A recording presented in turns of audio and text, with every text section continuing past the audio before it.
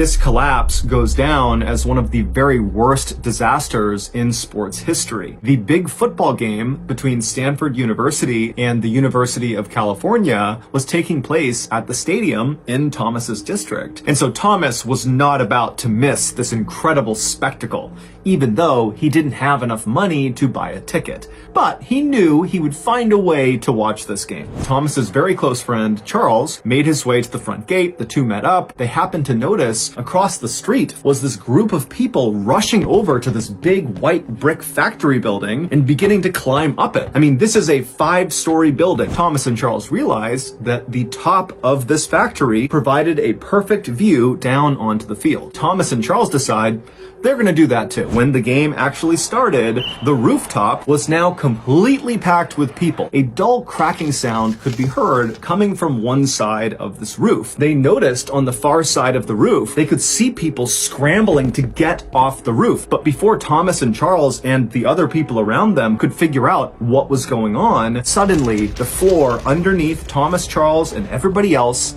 collapsed. And immediately, people on this roof fell all the way to the bottom of this factory, 55 feet below. It was basically just one big building that housed this brick structure right in the center of the factory. Thomas, he falls, but miraculously, he lands on a wooden beam that stretched across the entire factory, like a support beam, and he grabbed onto it, saving himself from falling all the way down. And he's hearing people screaming, and he's hearing the sounds of people running around trying to help those who have hit the ground on the bottom. And Thomas immediately begins scanning for Charles, and he finds him. Charles was one of the other fairly lucky people, at least in Thomas's mind, because instead of falling from the roof all the way to the ground, Charles and 15 or 20 other people had fallen right onto that brick structure that kind of made up the main part of this factory. And so Charles had only fallen maybe 10 or 15 feet. However, Charles and the others, who supposedly were saved by landing on this brick structure, the second they hit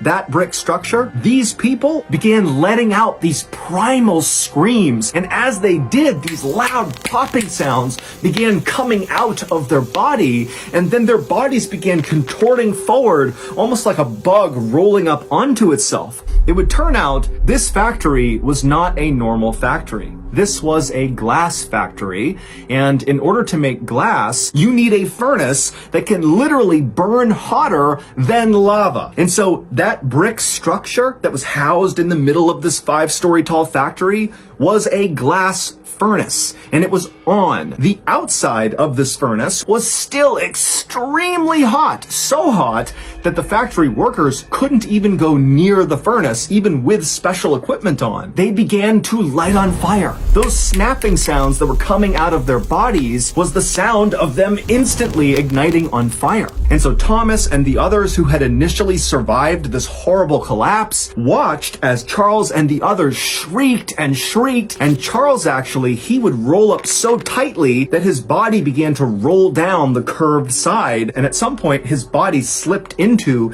a crack in the furnace, and he actually fell into the flames inside, at which point he went silent. A number of people just out on the road heard the commotion, and they came inside, and one of them was Thomas's father. And in a terrible twist of fate, he actually looked up and saw his son clinging to the beam, except it was so hot inside of this factory that Thomas was sweating, he was losing his grip, it was really hard to hold on to this beam, and his father watched as Thomas lost his grip and fell the 10 more feet down onto the furnace exterior. He landed feet first, then he fell onto his stomach and his face. He immediately ignited on fire, began shrieking, and then went silent. All told, 23 people would be killed during this roof collapse, and dozens more would be horribly injured and disfigured. This collapse goes down as one of the very worst disasters in sports history. However, on this day, the crowd inside the stadium was so caught up in the game that they actually didn't notice this horrible tragedy taking place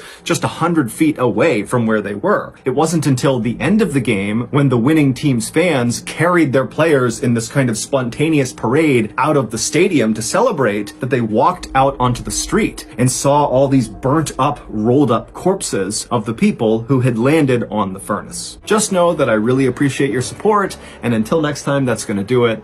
See ya.